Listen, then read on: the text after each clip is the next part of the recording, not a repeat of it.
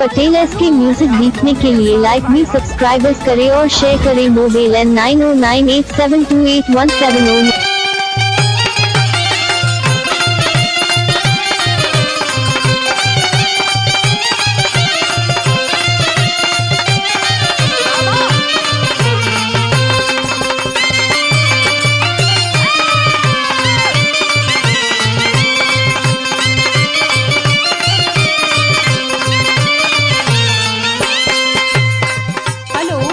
Hello का हो आओ तारा का हाँ हो सोचा तनी कि अब आ जाई। बहुत दिन हो गल, 2-3 साल हो गए ना। कहिया आओ तारा? और तो टिकट तब बुक करेले बनी 10 तारीख के फ्लाइट बा। कुछ चाह तो बतावा। हाँ चाहत बा। का चाहता हो? सुनो सुना बा। लागताटे जाड़ा बड़ी हमारा बोलो। अच्छा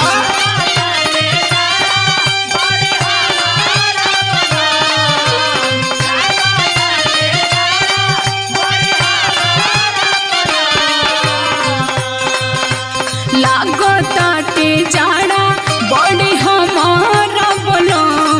घर ले अइहा दुबई से। का हो? का चाहता? सुनो सुना बा। घर ले अइहा दुबई से कमरा बोलो।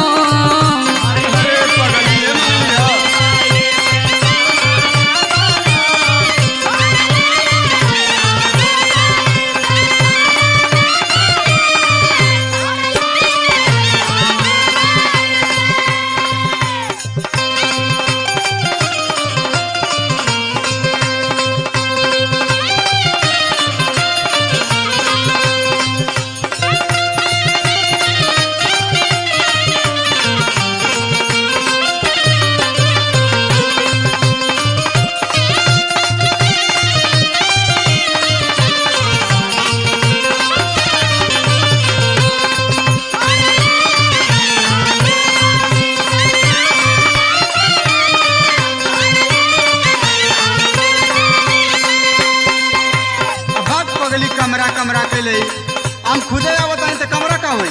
अरे वो बात नहीं कहो। तो कौन बात बा? अरे तनी मोट रजाई है कि जब सुता तो खटिया पर से भुइयां गिर जाला सुतले में। अरे मोट रजाई रही तो तुके ठंडा ना लगी ना। ठंडी शीतलहरी का मौसम चलता ना। सुनो सुना बा। पातर बमोर शरीरिया पिया मोट पर जाए। ठीक बा।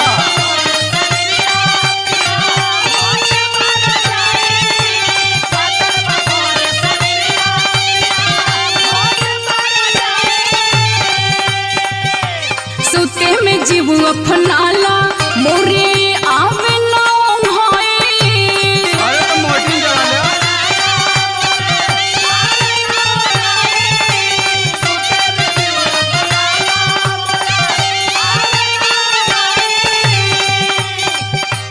पातर बमोर शरीरिया पिया मोट बर जाए। सुते में जीव अपनाला मोरे आवे ना होए। काहे हो? सुना सुना बा। नाही लिए बात तो तोह से होई झगड़ा बोला। अरे बाप रे बाप, यो बात बता।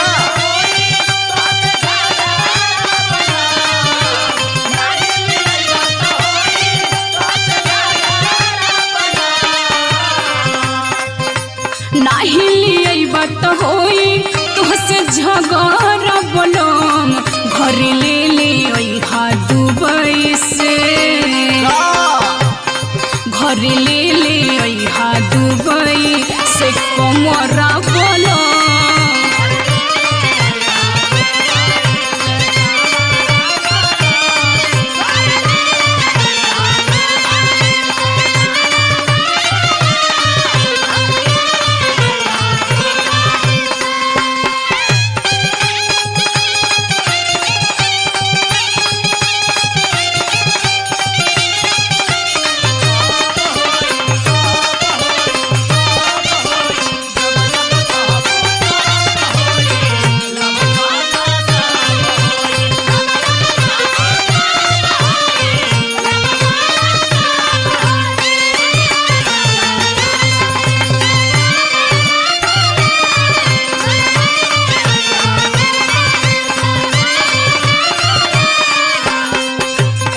खाली अपने बारे में सोचलू। हाँ तो के करे बारे में सोची नो? अरे हुआ लोग बिया बाड़ा तनी उनहू के फोन लगा के पूछला कुछ चाहत बाकी ना। मनोजो बिया बाड़ा और धनंजय बिया और हीरा मम्मा और जुनो बाड़े तनी उन्होंने लोग से पूछा कुछ चाय वही लाइट वाइट से ले आई। ये लोग के चाइनीज लाइट ले आई। हाँ सुनी सुनावा।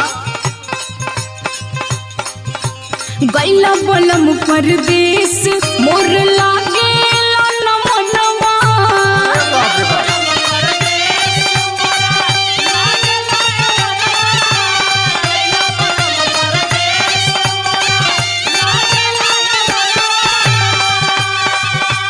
कहे कविता अकेले पिया हो खेला बिहनवा।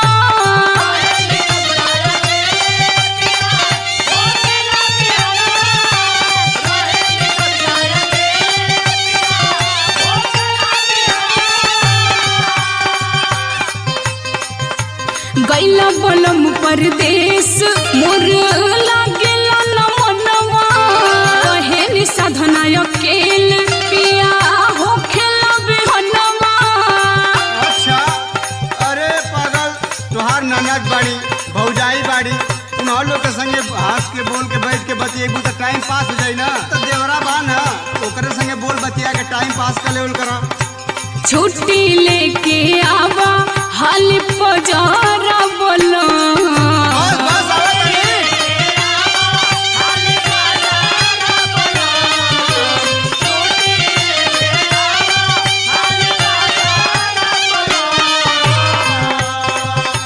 छुट्टी लेके आवा हाल पजारा बोला।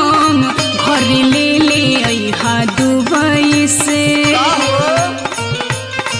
घर ले